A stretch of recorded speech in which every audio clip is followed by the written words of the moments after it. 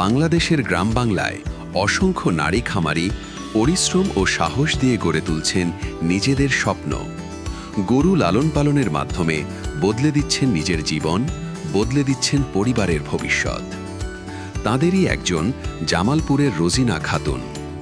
পরিশ্রম আর অধ্যবসায় দিয়ে গরু পালন করে তিনি শুধু নিজের ভাগ্যই বদলাননি, পাশাপাশি অবদান রাখছেন বাংলাদেশের মানুষের আমিষ ও পুষ্টির চাহিদা পূরণে। আমার নাম মোসাম্মদ রোজিনা খাতুন। আমি বেড়াপাথালিয়া গ্রামে থাকি, জামালপুর সদরে। খামারে বর্তমানে 8টি গরু আছে। 2018 সাল থেকে আমি গরু লালন পালন করে থাকি।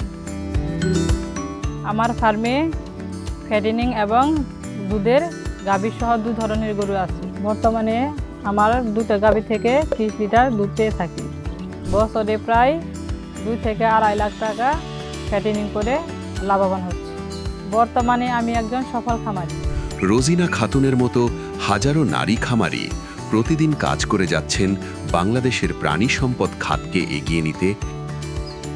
এসব খামারিদের পাশে থেকে সঠিক পুষ্টিমানসম্মত পণ্য, পরামর্শমূলক সহায়তা এবং চিকিৎসা সেবা দিয়ে সহযোগিতা করে যাচ্ছে এসিআই গোদরেজ অ্যাগ্রোভেট।